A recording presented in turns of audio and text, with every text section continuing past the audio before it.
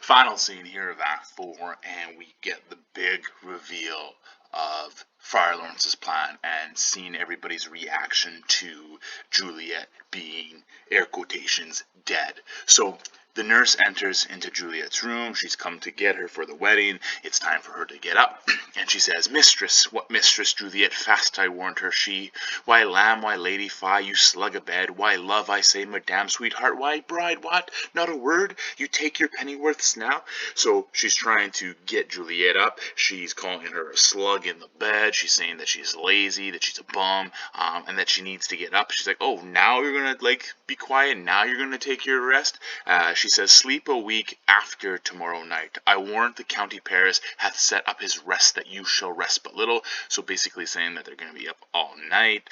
God forgive me, Mary and Amen, because she's being a little bit bawdy again. She's like, "Oh, she's really sound asleep. She's really deep asleep. I must wake her. Madame, madame, madame, I'll let the county take you in your bed. He'll fright you up, I faith. Will it not be?" So he's like saying, "Well, you know what? Maybe I should get Paris in here because he's going to keep you up all night. He can keep you awake." The nurse goes to open the curtain to let in some sun, and then she realizes Juliet is all dressed and says, "What? Dressed in your clothes? And down again? I must needs wake you, lady, lady, lady. Alas, alas, help, help! My lady's dead. Oh, well a day that I was born. Some aquavita, ho, my lord, my lady." So basically she calls out for some liquor. She says she needs Lord Capulet and Lady Capulet to come here, and obviously it's a very frightful scene for the nurse.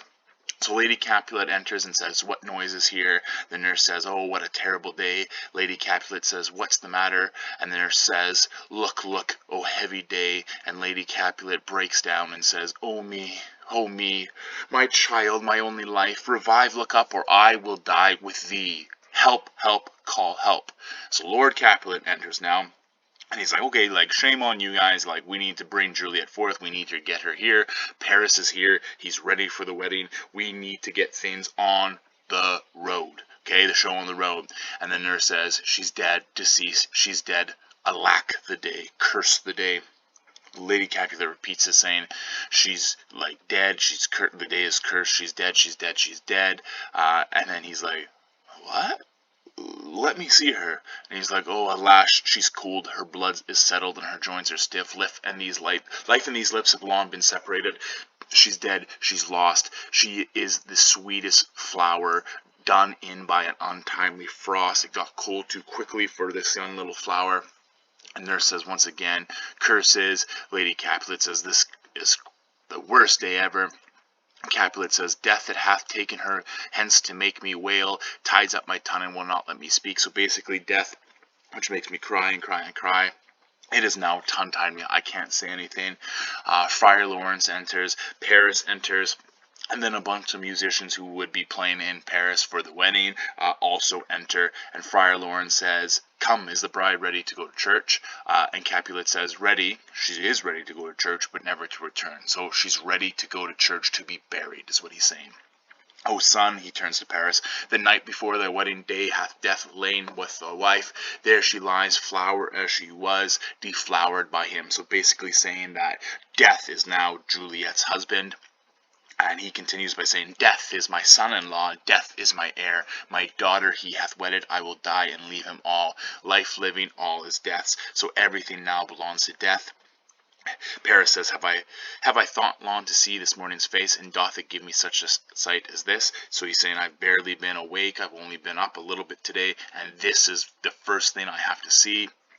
Lady Capulet says, "Accursed, unhappy, wretched, hateful day, most miserable hour, in lasting labor of his pilgrimage, but one poor and loving child, but one thing to rejoice and solace in, and cruel hath catched it from my sight." So basically saying this is Juliet was the only thing I really lived for, Juliet was the only thing I took comfort in, and now death has taken it from me.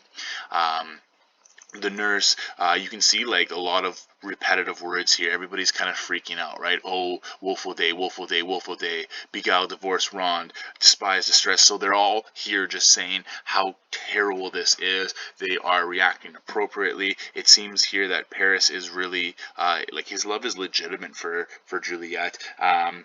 Maybe not so much. We'll see here what Friar Lawrence has to say about Capulet, because he is saying that especially this line here, and with my child my joys are buried.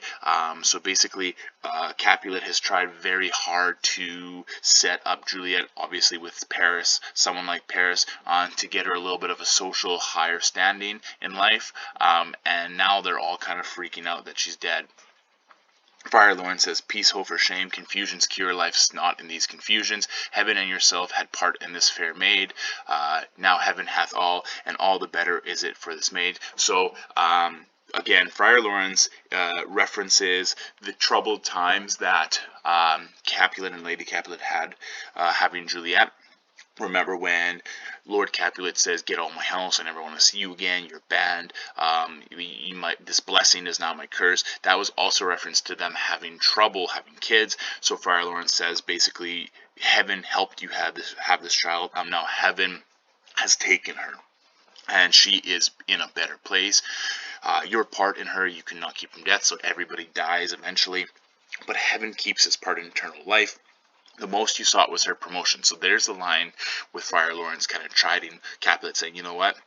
You wanted her to become more wealthy, you wanted her to climb up the social ladder, and now she is the highest she can be in heaven, right? So why do you weep now, seeing she's advanced above the clouds as high as heaven itself? So he's saying she's an angel, she's in a better place. You should be content, since that was what you wanted all along. Oh, in this love you love your child so ill that you run mad, seeing that she is well. She's not well married that lives married long, but she's best married that dies married young. So basically saying this is better off than her being married at such a young age. And Friar Lawrence is just trying to console them. He says, dry up your tears and stick your rosemary on this fair corpse, and as is the custom, get her to the church. Okay, it's time to bury her, put her in her best clothes, which she might already been in since the wedding. And Capulet kind of says the same thing. He says, all things that we adorn festival turn from their office to black funeral. So everything that we got ready for the wedding, it's going to be now for the funeral. The instruments will turn into sad music. The feast that the banquet we were supposed to have for the wedding will now be the funeral feast. And basically the flowers that were supposed to be for the bride and to be thrown at the wedding will now be on the corpse, on the grave. So everything has changed to the contrary. Friar Lawrence says, Sir, go you in, and Madam go with him, and go, Sir Paris, everyone prepare to follow this fair corpse into her grave. The heavens do lower upon you for some ill, move them no more by crossing their high will. So don't, if she needs a proper burial, don't do anything that will upset the heavens anymore. And so Capulet, Lady Capulet, Paris, and Friar Lawrence all leave. And now these last couple pages here is a little bit weird. And in some productions of the play, they get skipped over. Shakespeare likes to put in some light moments here and there in his tragedies. And this is no different, because obviously this is a tragic moment for everybody because they think Juliet is dead. And of course, Act 5, which is going to be our last act, is a little bit more tragic than what we've seen so far in this play. So he's giving us a little bit of a breather here in order to prepare us for what's going to happen in Act 5. So basically, the first musician says, like, you know what, like, we can put our instruments away, like, we don't need to play. And the nurse says, honest good fellows, put up. For well, you know, this is a pitiful case. So, like, yeah, you definitely don't need to play any music here. It's a sad moment. We don't need any of that. The nurse leaves, and then, you know what, he's like, well, hopefully maybe things get better. And then Peter, who is, remember, the bone-headed servant here, enters, and he wants them to play some music.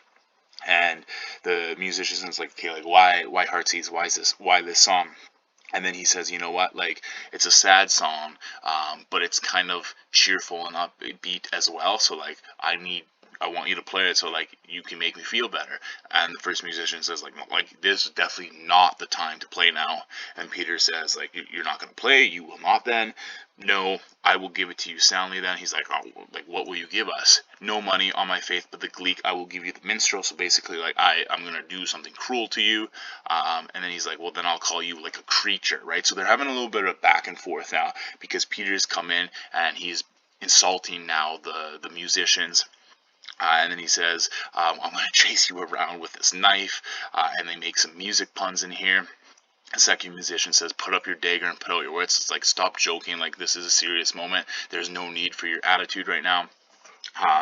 Peter basically says, like, no, I'm not kidding. Like, I won't stop joking around. I'm going to kid you to death. And I'm going to chase you around with my dagger. He sings a song, asks them about something about silver, and they just go back and forth here. And really, like the rest of the scene, like isn't super important. Like I said, sometimes it gets cut out. They make a couple more back and forths here, and Peter exits. And then the last line here is again like non-serious, where the second musician says, "Hey, Jack, come, we'll in here, tarry for the mourners, and stay for dinner." So basically, we'll wait for everyone to get back, so hopefully we can have some supper, some food. And that ends, weirdly enough, Act 4, which sets up Act 5 and our last act of this play.